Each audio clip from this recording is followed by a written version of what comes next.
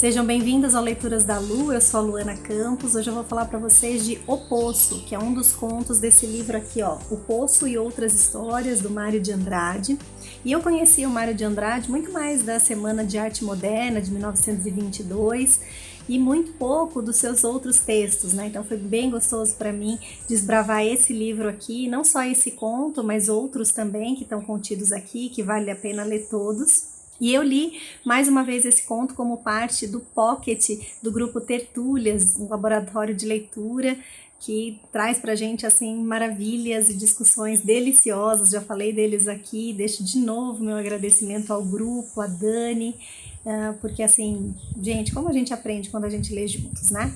E uma das críticas que o Mário de Andrade recebia à época é que ele não era um sujeito muito engajado politicamente, que as pessoas não sabiam bem a que lado ele estava, o que ele defendia, quais eram as suas bandeiras.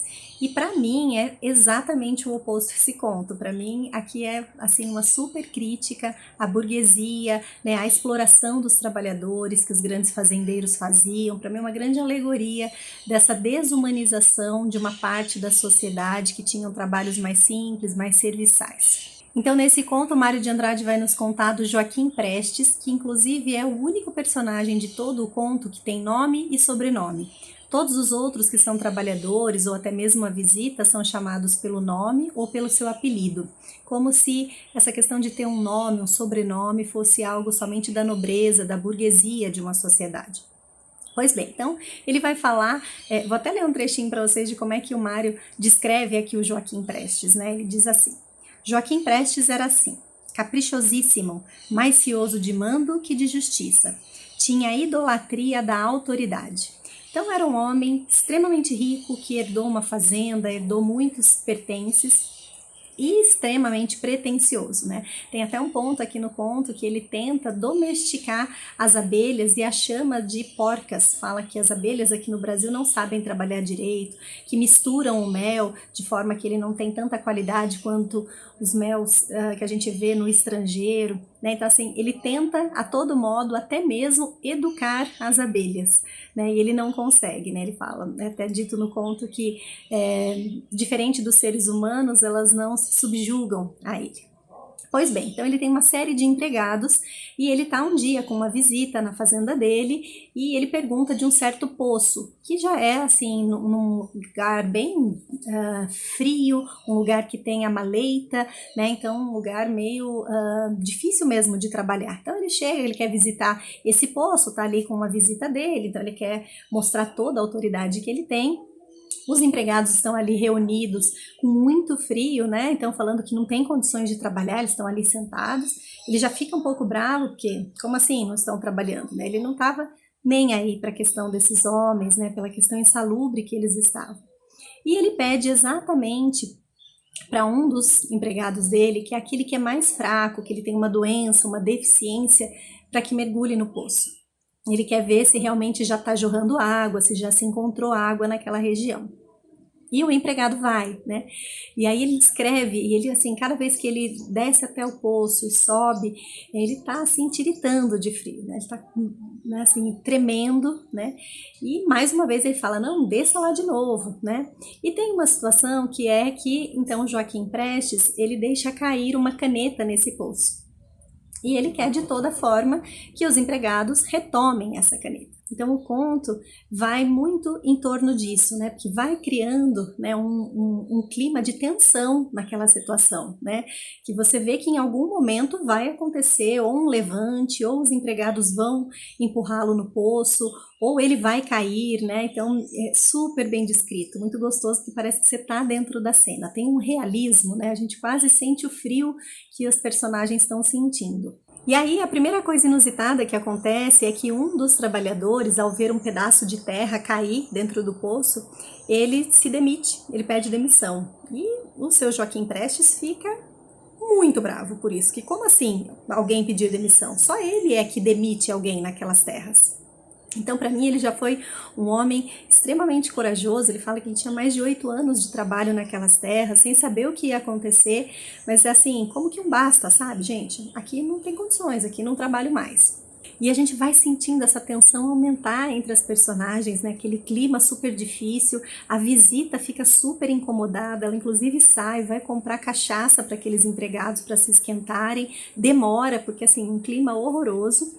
E mais uma vez uma coisa acontece, que é o irmão do Albino, que é esse empregado mais fraco, mais frágil, que tem uma deficiência e que está uma vez após a outra descendo no poço para recuperar a caneta do patrão, ele se coloca e diz: Albino não desce mais.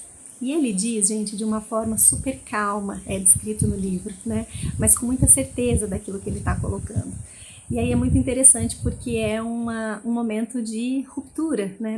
Naquela cena tão tensa, tão diversa, né? E esse grande fazendeiro se vê na única opção que ele tem, que é, bom, ok, deixa pra lá, né? Então, em outro momento, eles vão ter que procurar a caneta dele. O Mário de Andrade mostra aqui nesse livro também a questão do paternalismo, né?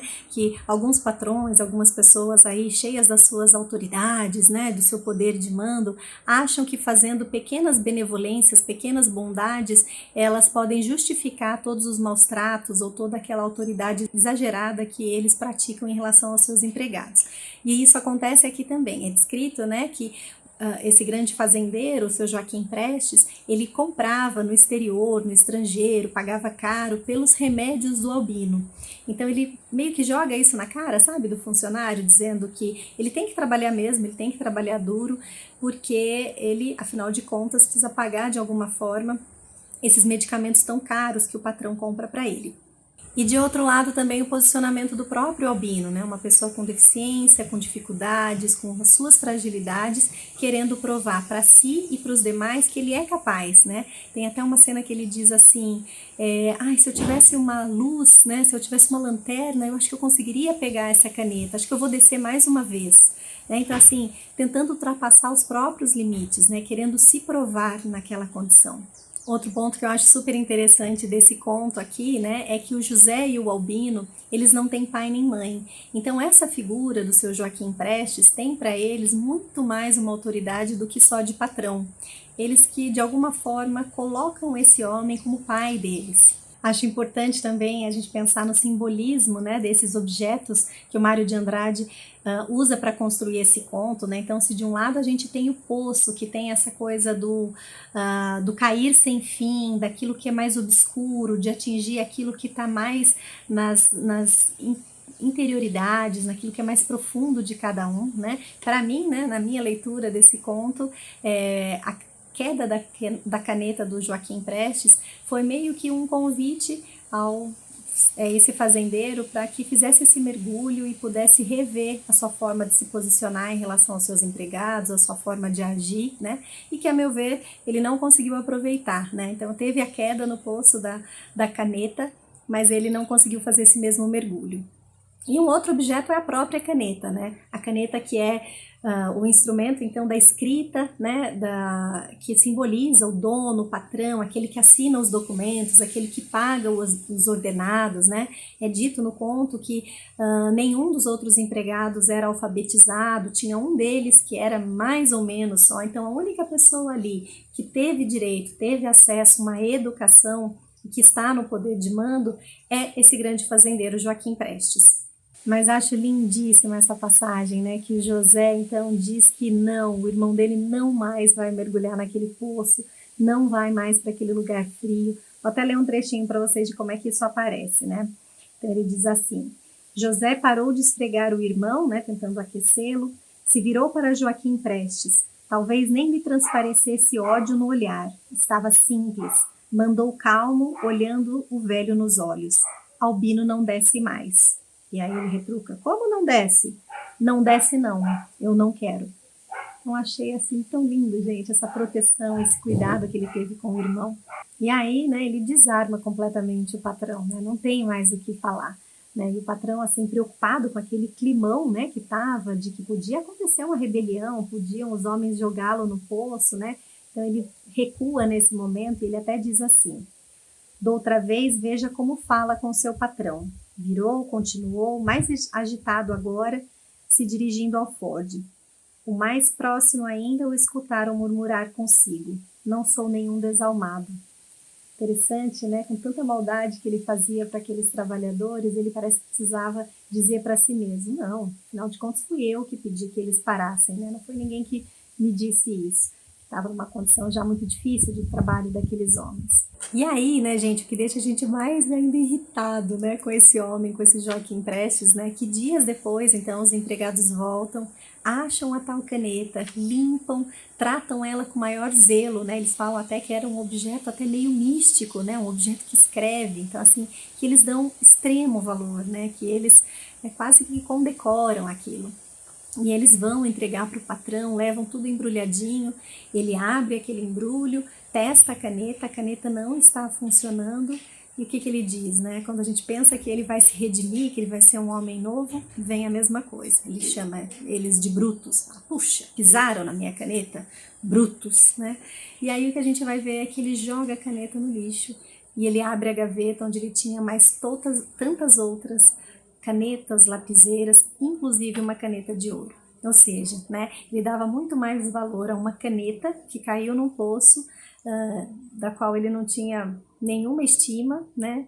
Ele tinha tantas outras, inclusive de ouro na gaveta dele, e muito menos valor à vida do seu empregado e às condições em que eles estavam submetidos. E outra coisa que eu achei super interessante de conhecer do Mário de Andrade, né, até era uma sugestão desse Tertúlias Pocket, né, um certo vídeo de uma pessoa que trabalhou muito tempo com ele, que organizava a sua biblioteca, né, os seus escritos. Ele dizia que o Mário de Andrade era um homem muito metódico, né, e ele levou, gente, anos escrevendo esse conto, reescrevendo, aperfeiçoando. Então ele era um homem muito detalhista, né? Que assim rumava mesmo para excelência em tudo que ele fazia. Ele escreveu esse livro, por exemplo, esse conto, né, de 1924 até 1942. Então você imagina, né? O quanto ele reviu cada palavra, o quanto ele pensou em cada uma delas. É muito bonito, né? Depois quando a gente lê na íntegra, né, e sente o impacto, né, que sente o frio que os empregados estavam sentindo, sente a tensão daquele momento, sente o desfecho do entregar aquela caneta, muito bonito, muito gostoso. Então, para quem gosta ou quer ler clássicos e acha que eles são muito volumosos, muito grandes, essa daqui é uma dica valiosa, um conto super curtinho e cheio de significados. Então, se você gosta de bons livros, de boas leituras, inscreva-se no canal, ative as notificações e a gente se fala de um próximo livro. Tchau, tchau!